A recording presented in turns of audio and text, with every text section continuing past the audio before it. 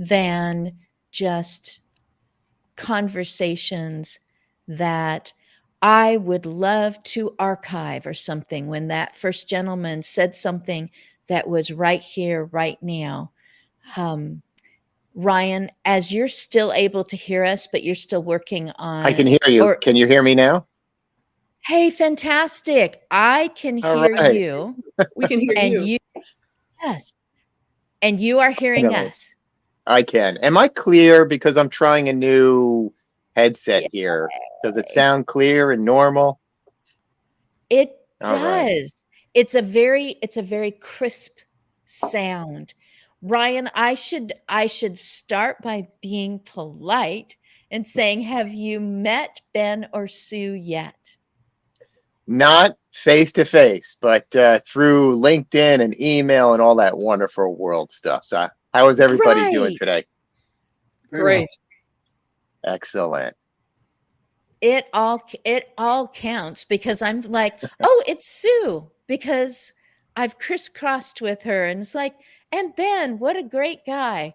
And there's Mike. Every time I say something nice, someone else shows up. We That's excellent. actually might have 6.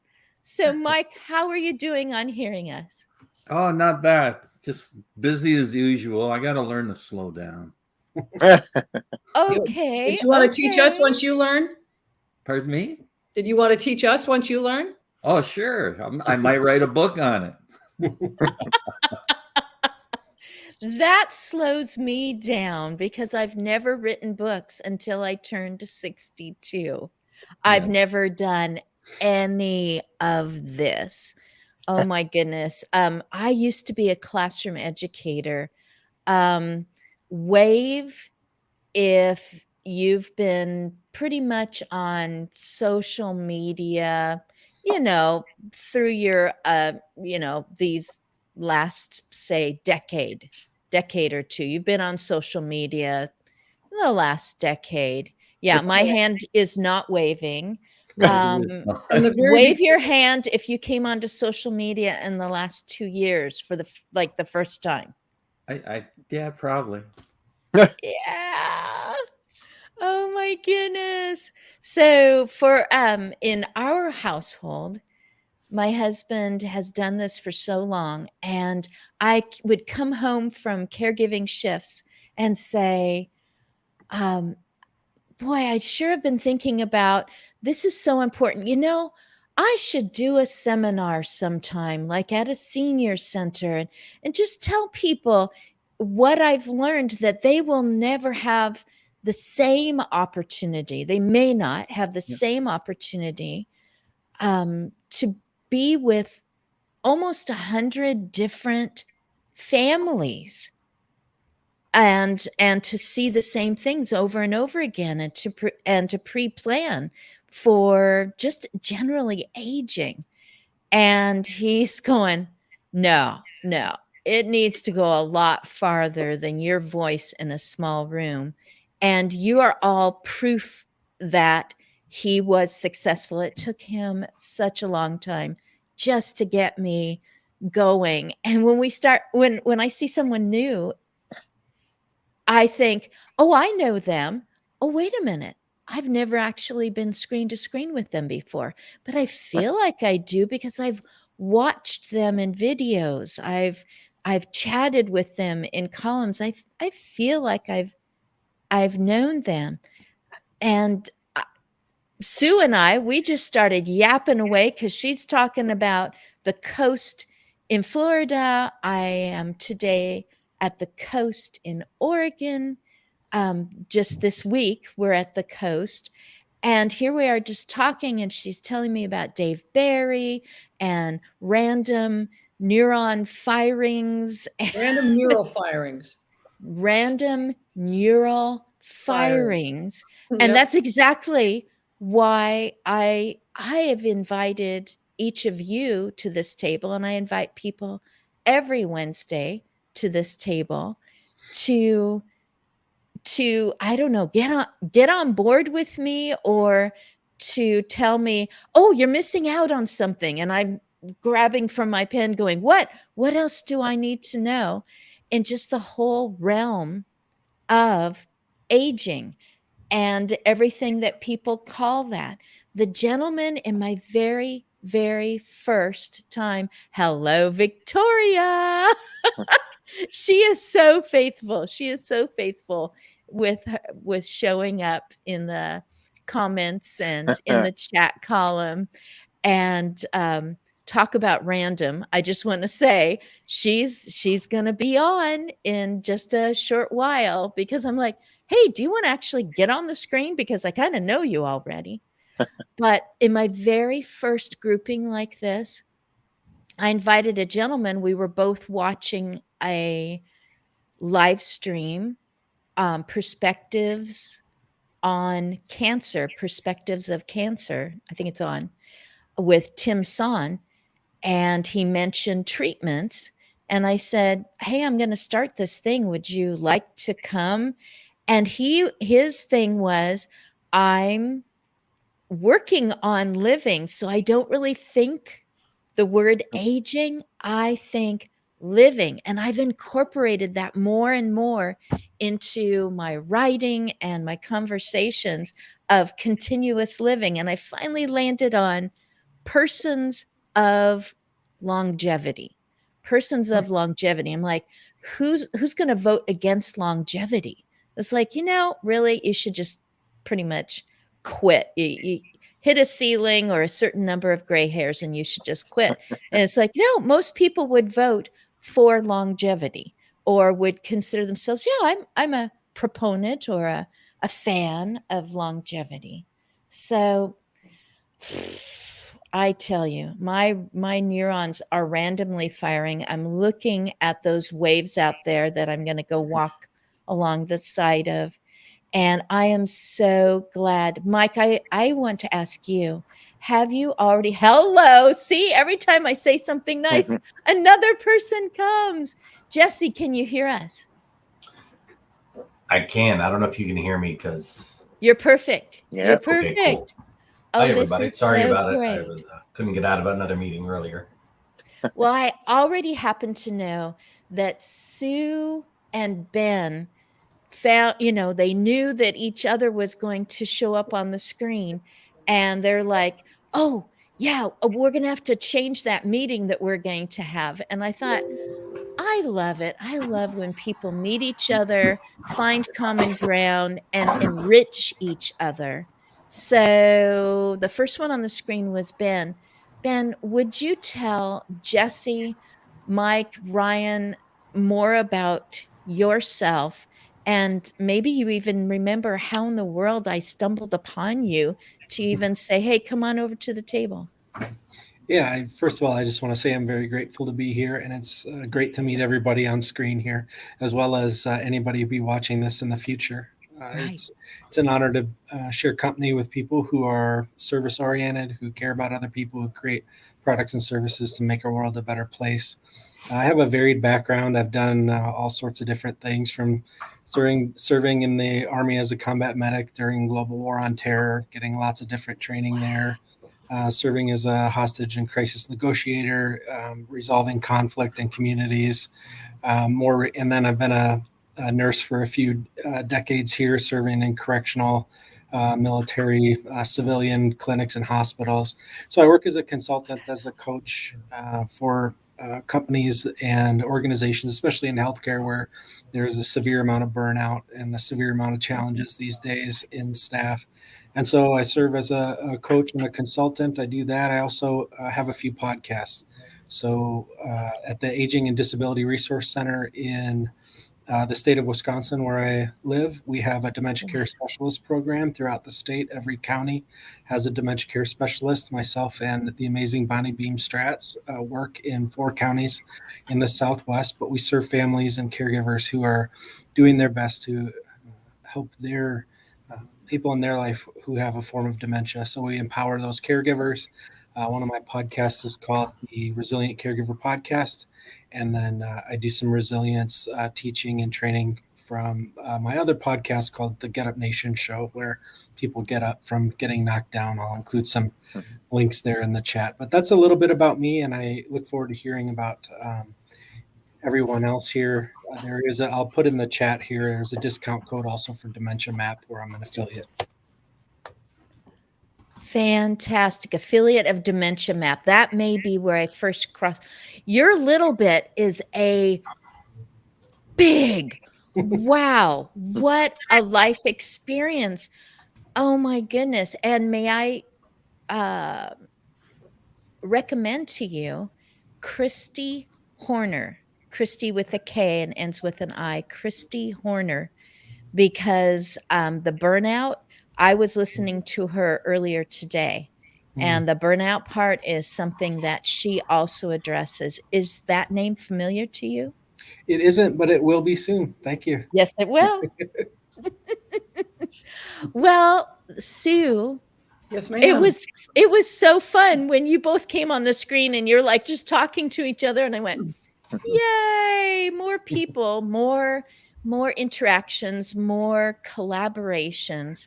But Sue, can you help me make sure, did I even hear about you with my associations with All's authors? Yes, Is ma'am. okay. I am So an take it away on author, and Sue I Ryan. do some support work with them as well, a little volunteer work. So yes, I Awesome. met you through that. Yep. Yep. And then we've our paths have interwoven through LinkedIn. Absolutely. When I see that you're on the screen, I know there's something quality going on. You you. are an I'm author. fine. You're not just a volunteer with Alzheimer's authors, but you are an author yourself. I am. A couple years ago, I wrote an international best-selling book on caregiving called Our Journey of Love, 5 Steps to Navigate Your Caregiving Journey. And so many of the questions I got in follow-up conversations and speeches and things with that were about other parts of the journey. So I created a program called The Caregiver's Journey that walks through the whole journey from before it begins, or right as it begins, all the way through moving forward after it's done. The content of that book is also interspersed throughout it. And so I'm passionate because I have been a family caregiver on multiple journeys for the past 40 years in parallel with my professional career. And when you've had that much experience, it's worth sharing to help others, because so many people leaned in to support me throughout the years as well. So I've created a program that I take into businesses called Leadership Cares to help businesses understand and navigate the terrain of family caregiving, as well as for family caregivers. And I'm getting ready to launch an online course about it within the month. So lots of things going on. Once you've been through something, you're like, other people should get help. They should know I don't want anyone to journey alone. I know what it meant to have some other wise people, caring people, Right. different perspectives. Someone going, oh, when we got to that point, and you just feel like, oh, thank you for knowing. Thank you Well, for and the good part about it understanding. is there are people like those of us on the screen here who feel strongly about sharing. And then there are other people, and it's important to give them permission. There are people on the journey who want to get support, and they have no interest when this is done with being one of those people to share, and that's okay. It's not for everybody, and for some people, all the heads are nodding. You know, it can just, you just want to step away from it. So, you know, I honor anyone else who feels called to share, and I also honor anyone who says, not my path. Excellent. Boy, that just goes along with some things I was listening to this morning, where someone said that wasn't the way. As much as I loved my parents, that wasn't the way that I was going to love them. So I found people who are gifted that way, and I used the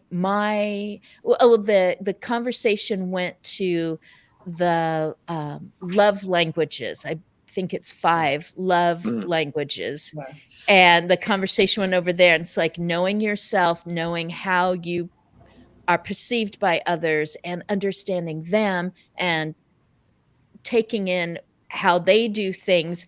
And there's just a whole lot of appreciation. A gal that was a secretary when I was a classroom educator, she goes, I just don't have any talents. Not true. I just don't have any talents, except I'm really good at admiring other people and building them up. And I thought, she's got tons of talents, but That's that's a what she talent too, though. sees as her love language. Yeah, Yeah. admiring others. Ryan Hurd, Yes, ma'am. you have a new set of ears. You've got your headphones on, you got your system going, you've got your background going. Yeah.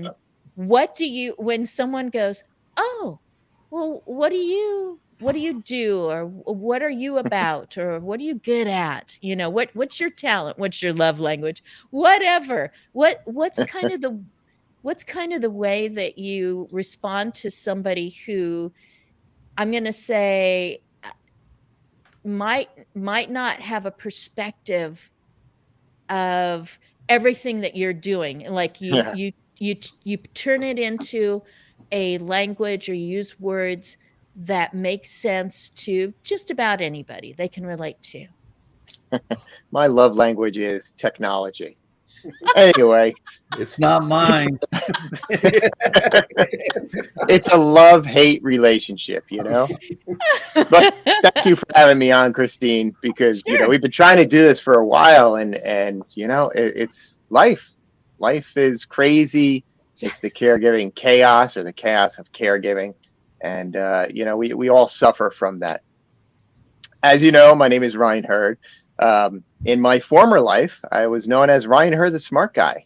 I've been in technology for 30 years. I wrote the book on smart home called Join the Smart Home Revolution. And, we've done some amazing things. I've been on DIY and HGTV and A&E networks and all these really cool things. And life was going great.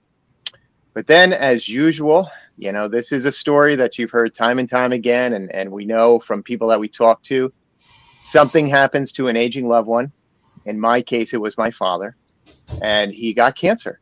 And my biggest problem is when he's going through his chemo treatments and he's coming home, I wanted to know how he was doing. And with his form of cancer and the chemo treatments, the most important thing was that he takes this one medication at 1 o'clock, because it's for his neuropathy, because he's having an issue feeling, his feet and things like that. And it was very important that he takes it at 1 o'clock, because it had to be on a 24-hour rotation. So, being Ryan Hurd, the smart guy, hey, I'll use technology and, we'll throw it in there. And of course, I started with a camera, which most people do, and that lasted 15, 20, seconds. Then a dish towel went right over it. And I had to figure out a new way of doing it. And that's basically where Caregiver Smart Solutions came from. I developed a system to be a fly on the wall that gives us as caregivers the tools to monitor our loved one as they age in place. And one of the things that we've learned is by doing this, it gives you, the caregiver, your life back. It gives you more peace of mind. The things like, we're all worried about our loved ones, and we want to make sure they're okay. So traditionally, you call mom or dad up and, hey, how are you doing? The problem is if they don't answer the phone, the first thing we think about, because we're humans, is that they're lying on the floor. Yeah. But the reality is they could be sitting on the toilet. They could not have their hearing aids in, or they could have their hearing aids in, but they didn't charge them up. So there's a lot of things. And what we wanted to do is we wanted to develop something to give you the ability to be a fly on the wall and enable your loved one to retain their independence and dignity for as long as possible. And after I did that, I started talking to some other people, and everybody's like, hey, I need that. And here we are. So that's my love language, technology. It's a love-hate relationship. Sometimes it works, sometimes it doesn't, but it's where we are, right? I really understand that. I don't want to take I guess it's on the other table. I don't want to take my phone into the bedroom or the bathroom, because what if somebody turns it on remotely Right. to watch? So I really understand the privacy part, and I really understand having sharing that privacy with some technology. Like, a loved one of mine has had a monitor attached, and it gave really important information.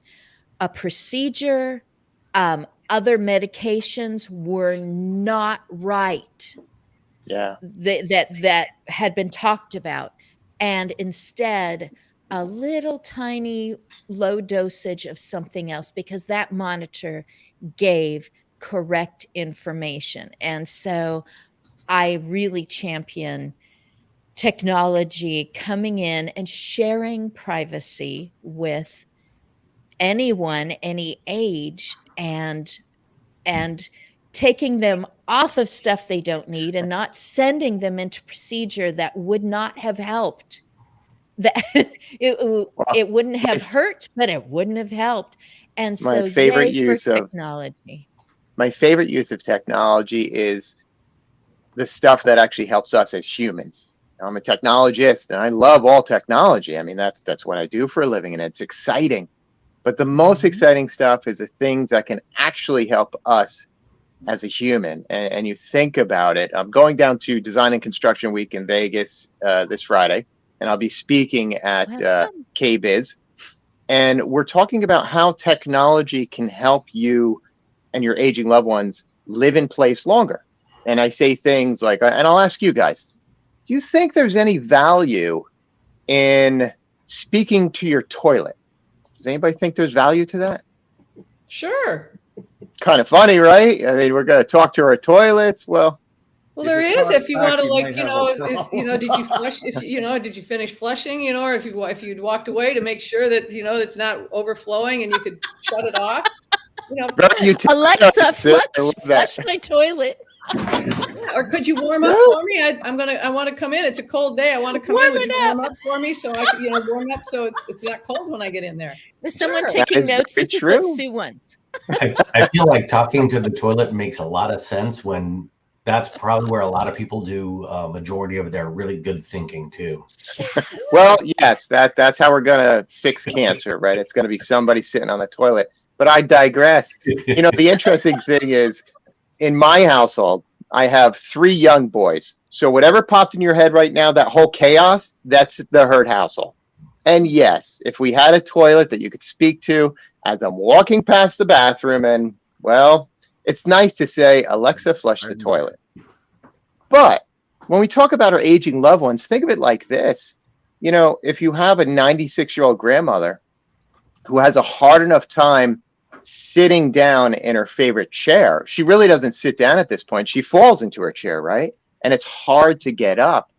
If we could eliminate one thing where she has to bend over and push the handle down and just be able to say, Alexa, flush the toilet, that is life changing. And then you take that and you apply that to, let's say, the shower or taking a bath, the ability that you can allow mom to say, Alexa, set the shower to 85 degrees. So now she doesn't have to go in and try to turn the knobs, and she's bending over and maybe she's getting burnt or it's not quite right. So that's what I mean. On one hand, technology is fun and funny. But on the other hand, I'm excited when we can find technology that can actually help us as humans. Yeah. Not to mention all the emergent cardiac episodes that happen in bathrooms. Yeah. You know, very a simple visit to the bathroom can be extremely stressful for someone who's trying to navigate those challenges and having mobility issues. So absolutely, I'm on board 100% with what you're creating there. Yeah. Wow, I am loving it. Oh, I mean, really, toilet talk. There's a person on LinkedIn that I will definitely invite to the table sometime. It's just like, I'm all about toilet talk. And as you were talking about the shower, I have been there placing my feet and making sure that this person who deserves, just like me, that person is me at some point, deserves Mm. the opportunity to reach in and turn on their own, and some of these showers, that was built for 4 people, and, freezing cold water and the shock, and then too hot, too cold, and I'm getting wet, and, everything else. And just, oh, to know this is not going to scald and not going to do the startle, which means slip and fall to me all over the place. So, Yeah. um, Mike, we're talking about being all wet, and I had to invite you to the table to aspects of aging, because here you were all wet in a photograph that you proudly, is it in this office that you're in right now? Yes, I have it on the wall. You Yes. Oh want me my to show goodness. it? Oh, sure. I'll This see if is I can. great. Let me get it. Okay. Fantastic. It's my So, constant reminder. yes. And it's miserable to me. I mean, I am headed to the hot tub after this. But Can you see no, it? not Mike. That is not Mike coming out of a hot tub at all. What in the world? Why is that an inspiration to you? I know, but go ahead. Let me just put it back here. That happened because of my most recent book I wrote, Longevity Lifestyle by Design. And Oh, I like it. I was, writing about how it's important to get healthy again and maintain your health for as long as possible, things like that. And then I said, well, I got to walk the talk. At that point, because I was writing books and I was stuck at my desk and going through the pandemic, I had put on 53 pounds, so borderline obese, high blood pressure, everything. And I said, well, I got to walk the talk. So I got this brilliant idea that why don't I train for an Ironman in 10 months? Well, let's start out slow, Mike. Don't, just ease into it. And I Ironman's a told you great I way to need ease to into learn it. how to slow down. So I said to myself, hey, it's going to be hard. I'm going to hire a coach. And, the concept of paying someone to yell at you doesn't make a lot of sense to me, but I did it anyways. And it was 10 months of hell. But I went there. I went to Ironman Cozumel. I started, and it's one of my most cherished memories. The swim, as soon as I get the swim started, someone kicked me in my right goggle. So it shut my eye, but then I couldn't adjust them properly. So they kept leaking salt water, and they burned both eyes. I could hardly see anything. So I looked like Rocky when I got out of the water after his first fight with Apollo Creed. But one of the most amazing things Adrian! of the swim was I thought I was swimming through seaweed, but it was jellyfish. And then I got all these things all over my body. That's what they put you guys in the Ironman? Yeah, well, this is the fun part. And then I got through that, and I got on the bike, and I ended up riding 120K. But because they started the race late because there was bad weather in Cozumel that day, they had to reopen the roads again. The Mexican government had some issue with it. So they wouldn't allow some of us back at the Packers complete the race, even though we were within the time limit. So maybe that wasn't a bad thing because I knew it was going to hurt like hell. Probably a safe thing too, because the way the other people were driving, you guys might have all gotten run off the road. Yeah. So, you, in a way, I felt I would have got it done within the 17 hours. I was on my pace that my coach and I worked at, but I think 1,500 people registered for it. Most of them young people, right? 500 dropped out, and I didn't. They pulled me out, but I was still going. I was like the little Energizer bunny, kept going and going. But it was, yeah, it was interesting. I think I'm going to go back and give it another shot in 2024 when I turn 70. I think it would be a nice goal to have. And this time I'll take more time to get in shape for it. Do they separate them by age group at all, or is it just everybody? Like if you're 20 or if you're 70, you're in the same group? Well, they have age brackets, but when you start with everyone. Okay. Mm. And then, when you get to the bike rack, it can be a little bit discouraging because your bike is the only one there, right? So it can get a little lonely. But I fell in love with Cozumel, and the people were just wonderful. Wow. And, I met a lot of interesting people, and I learned a lot. And it just, it's another step in the right direction for me. Well, that's good. That's amazing. So your longevity lifestyle is to go somewhere wonderful and be absolutely miserable. Well, it's an experience. It's a test. That's what I like. It's a test. Can I do it? Cozumel's become my Everest. It's a mountain that, I want to give it a shot and try to climb it. And if I fail, well, maybe I'll give it another shot and try again. I like challenges. Like writing a book for me, having never written before, was a huge challenge. Probably just as tough as Ironman, to be honest. Because I struggled for a long time. And look at the weight I put on. Because when I get stressed out, I eat snacks, right? And you're sitting at your desk for 8 hours, and you get up at 4:30 because you're excited about a new idea, and it just kind of really messes up your lifestyle and your health if you let it. And unfortunately, I did. But why I wrote the books? Do I have a couple minutes? Is that okay? Yeah, and I'm just saying, congratulations on knowing yourself. You need some tension, some push, something to. You need to get to the barrier and push on it. You don't want to just be floating around in the bouncy house. No, if I stay in my, talk about your if I stay in my comfort zone, I get bored really fast. Now, did you go out the next day and run the marathon just so you could run it? I've never run a marathon. I might do that one day, but that was just part of the Isn't that part of the Ironman is running a marathon? Yeah, right at the end, but I didn't get there. Well, I know. I was just saying, but like the next day, just for fun to see Cozumel, did you go out and run a marathon? Oh, no. I sat on the beach and had a couple of beers and watched the world go by. Just checking. I'm not that crazy.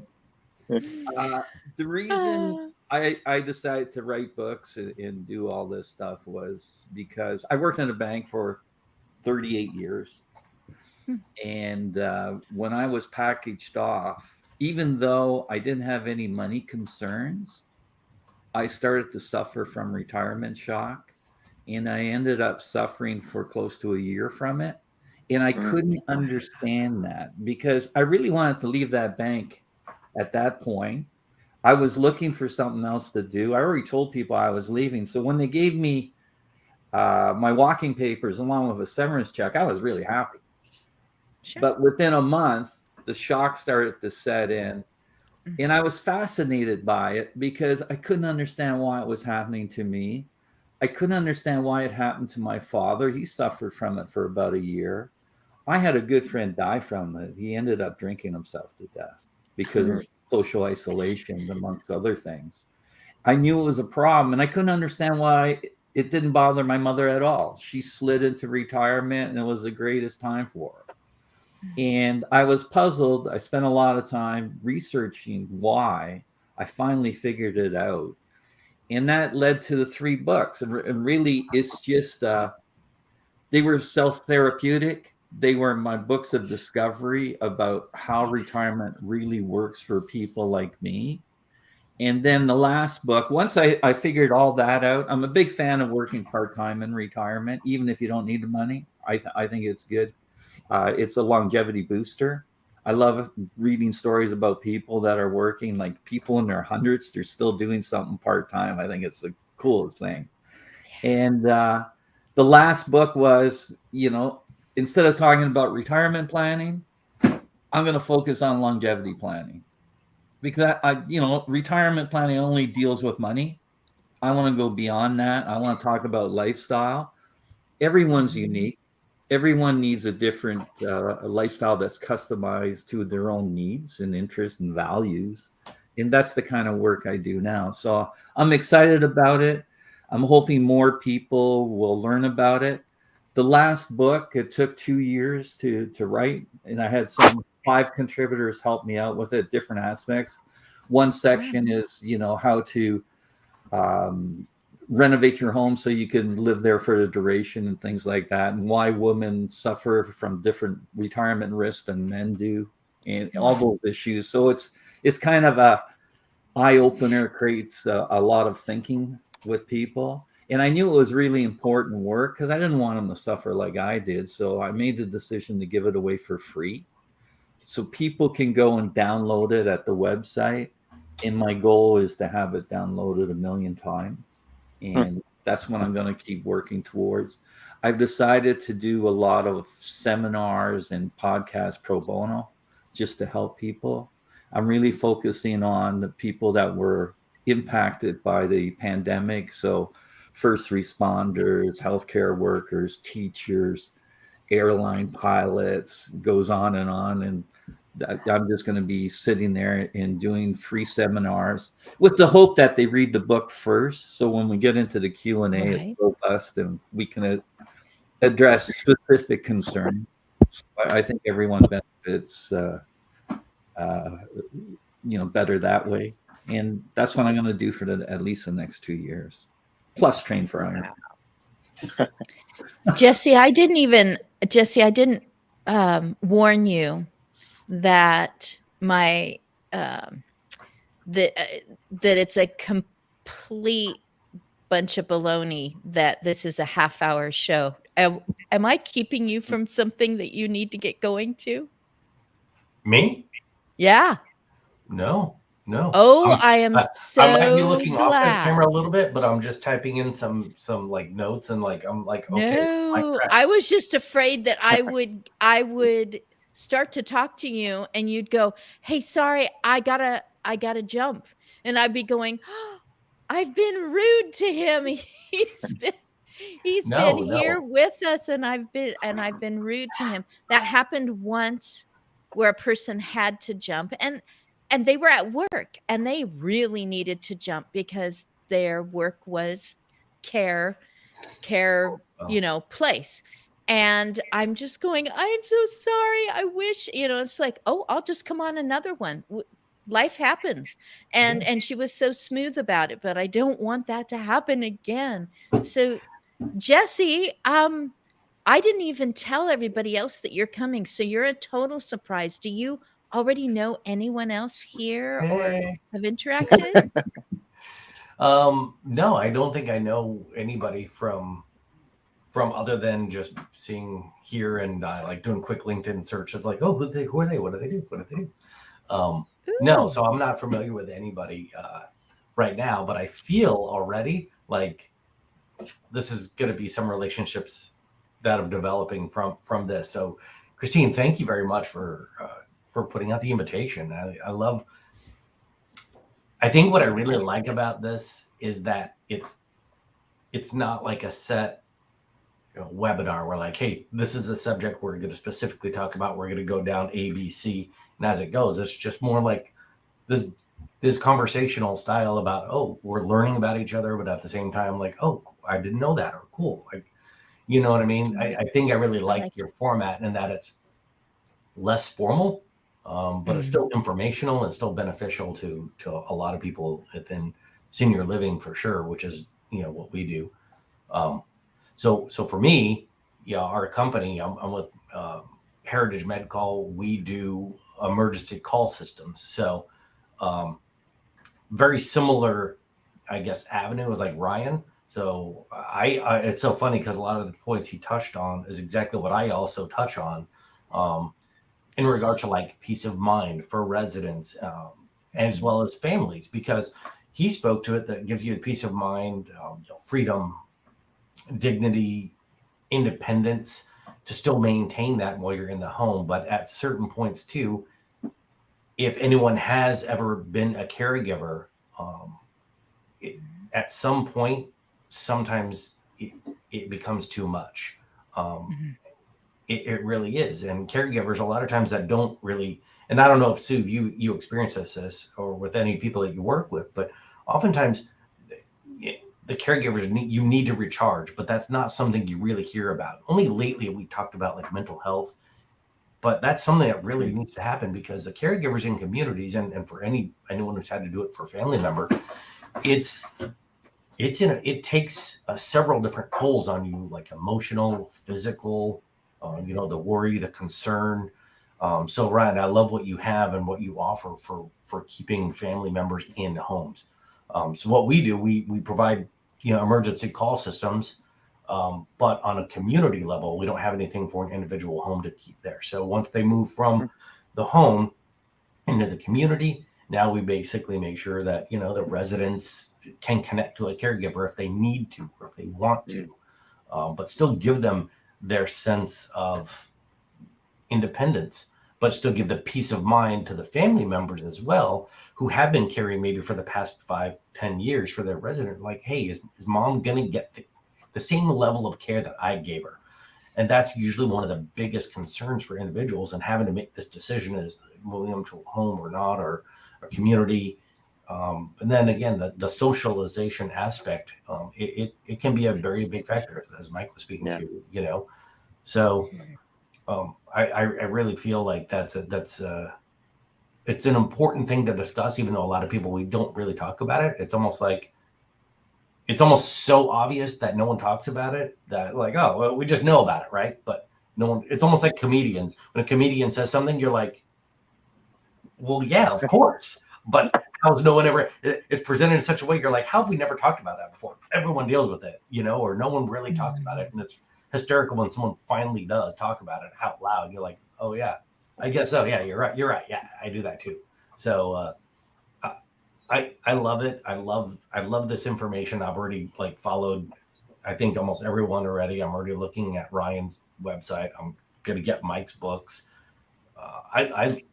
I love this. I love your format. I love meeting new people, and I love helping our residents for sure.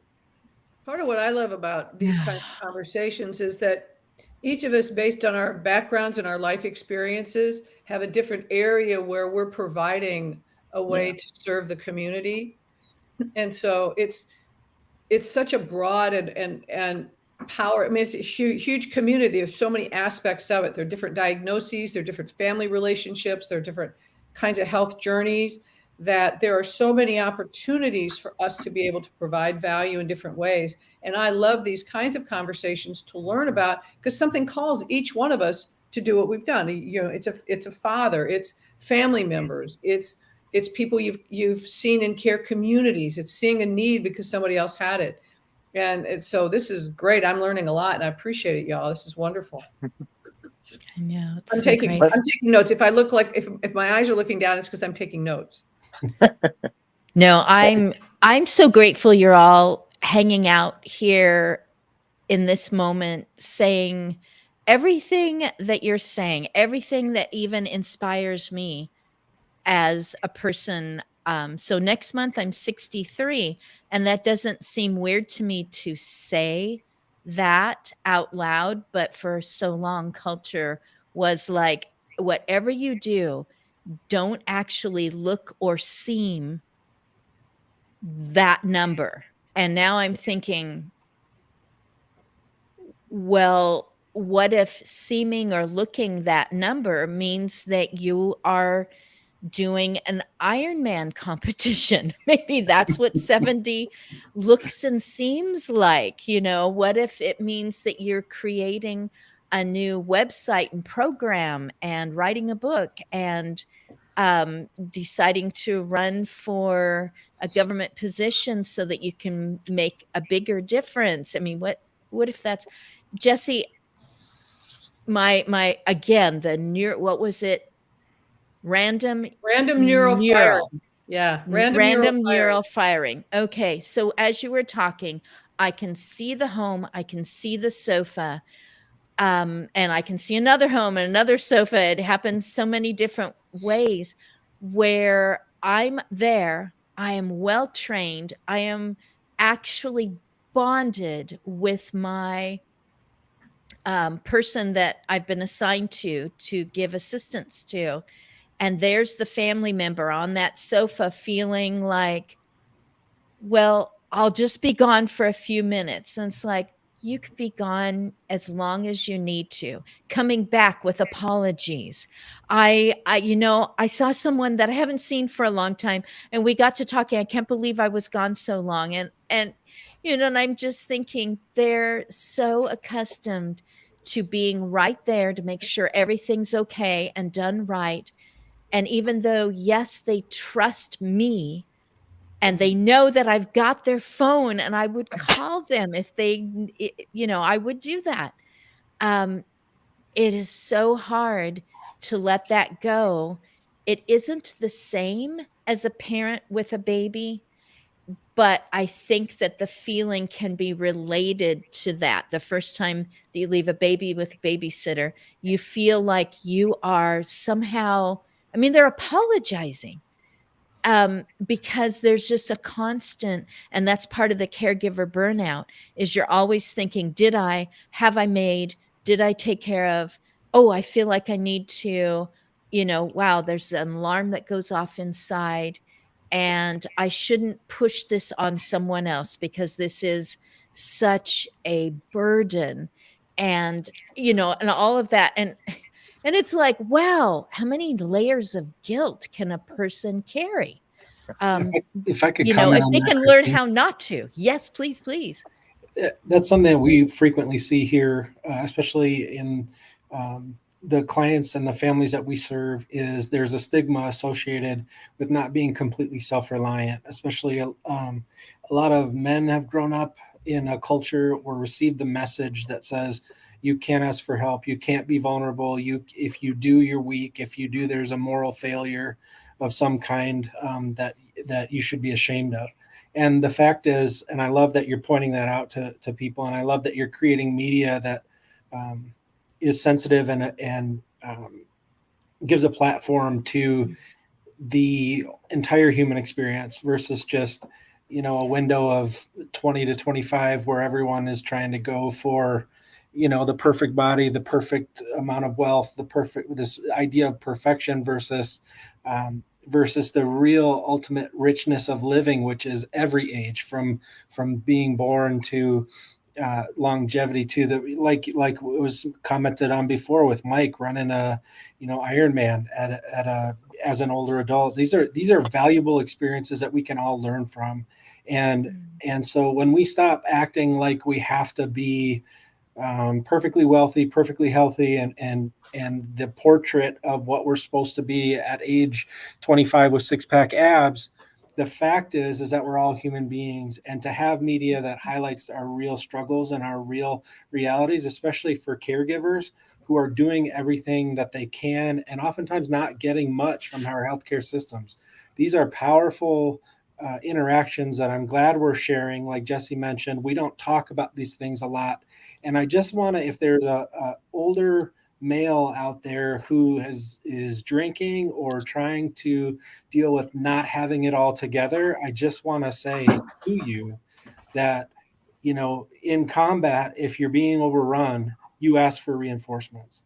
If you're a law enforcement officer and you're on the streets and dealing with something vicious and violent, or a situation that is, a mass casualty situation or an active shooter, you call for backup. And so for caregivers, there is nothing wrong with you practicing self-care. There's nothing wrong with you reaching out to these organizations, using an app, using a book, learning from these things and saying, you know what, I don't have it all together. That's the beginning of some wonderful, wonderful things. And so I just wanted to put that message out there. And thank you, Christine, for creating the space where those messages can be articulated and heard. May I add Yes. something onto that? That's so powerful. Christine, can I just add a little something onto that? Please. You said something in there that is, I believe, so powerful for all of us who are in the space of supporting people who are either supporting caregivers or who are caregivers, and that's permission. It's giving yourself permission not to have the answers, not to be the one that's supposed to. I talk a lot about keeping promises you're not meant to keep. You know, when you're in your 20s, you say, we're going to take care of each other. We're going to stay at home. We're going to do this. You can't imagine what it's like to change the diapers of somebody who doesn't recognize you and is fighting you, and you're now 80 years old. And having permission not to be the person who has to do everything in the caregiving role. And the other side of that, though, is that I know my grandparents were taught to be old at the age of 65. Right. They had to retire, and then you sit, and I watched them, and I remembered as a child, I was in my teens, and I was like, what happened to my grandparents who loved going around? They started sitting down more and doing less and feeling old and retired. And, you know, to your point, Ben, and what you've done, Mike, we don't have that anymore.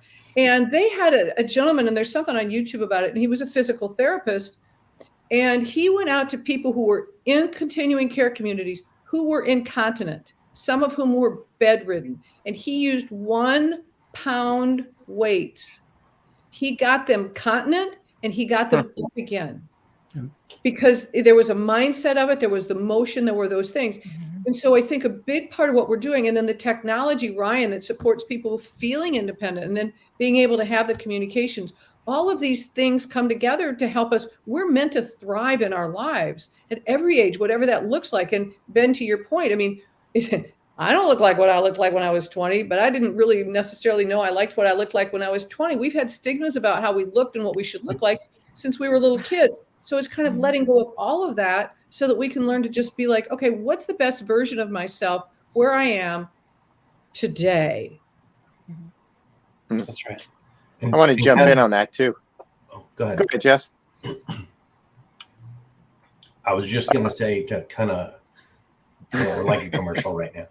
I was going to say to kind of jump in on that as well. Like I was in another conversation recently, and it was speaking directly to wellness and engagement aspects that's often needed in communities, and it's a huge part of any senior living conference that I've attended for the past number of years, and probably has been and probably will forever be, because the wellness and engagement portion is it's intrinsic to, I guess, quality of life. And that's pretty much what we're saying here with Ben and Sue. Like, and Mike touched on it too, like the longevity.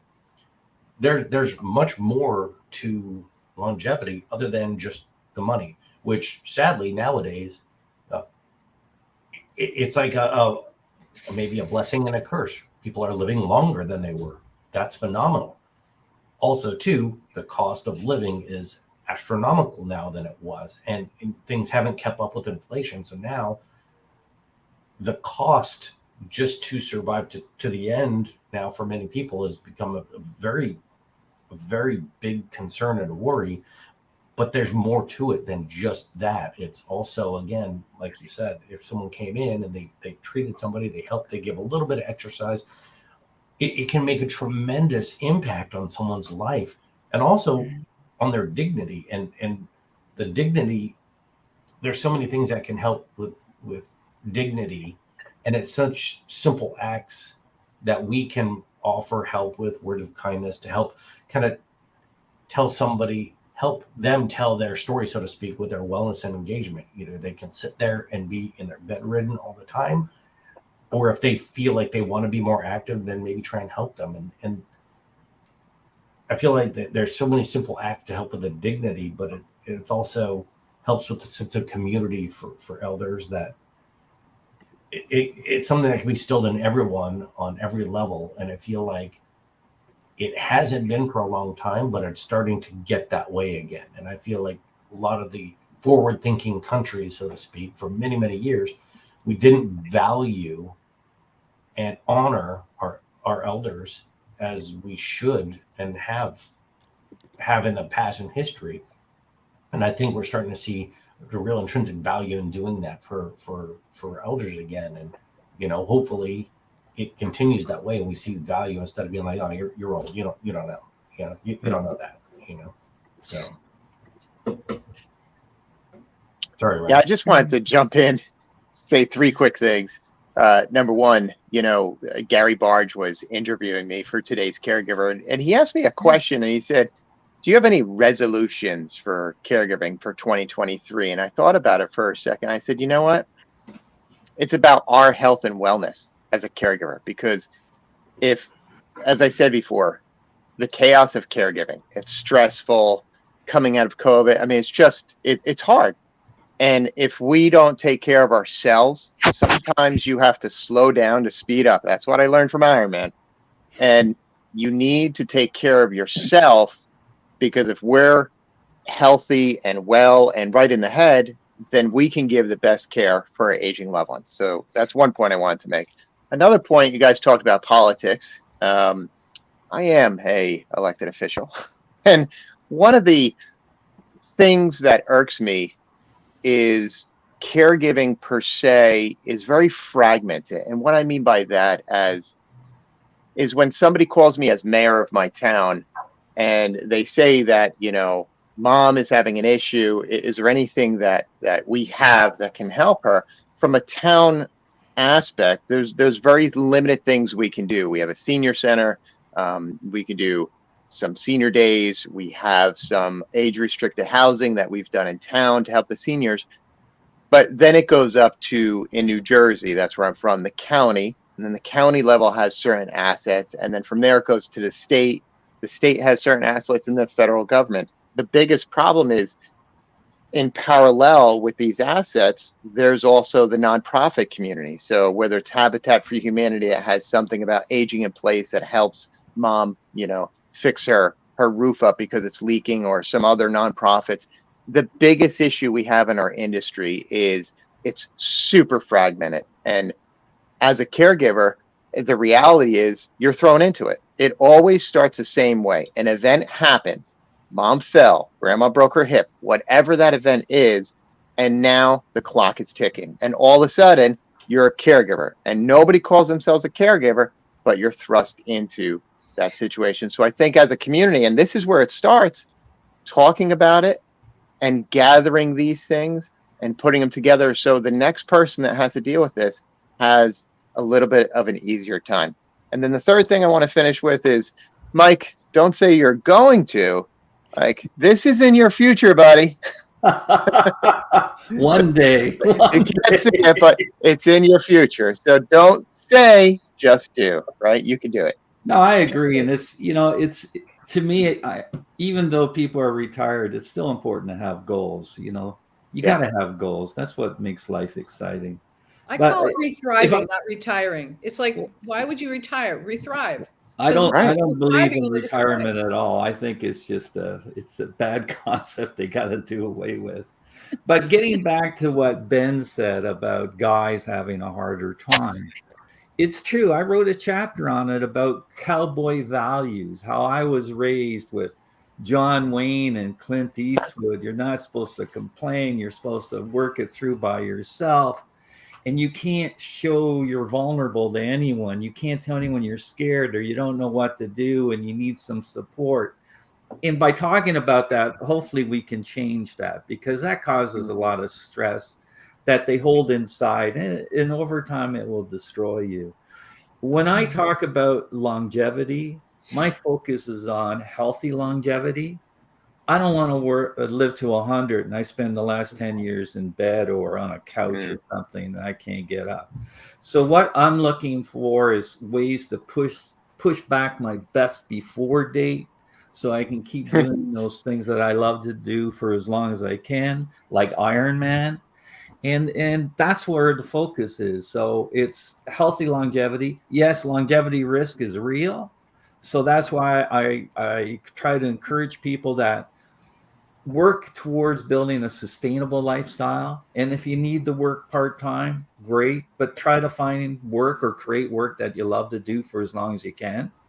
And it works. And that's where people find purpose. And we read all these wonderful stories about people late in life starting a new business and they're excited about it. They can't wait to get out of bed in the morning and get at it again. And that helps them to live longer and they're more active. They're using their minds. They're using their creativity. They're meeting their socialization needs because they're dealing with other people. And that's where we need to explore more and talk about more about what's possible, what other role models are doing, how they're winning at this game called life, and just forget about this retirement thing. It's just, I love that. And if I can, I have to interrupt because we're going to throw a banner across. And I know there's a 10 o'clock appointment that my hubby, producer slash everything, is about to go to. We could go for another hour. I want to. Any person who, go ahead and throw the banner. Any person who's thinking, do you want a trained caregiver or an untrained caregiver?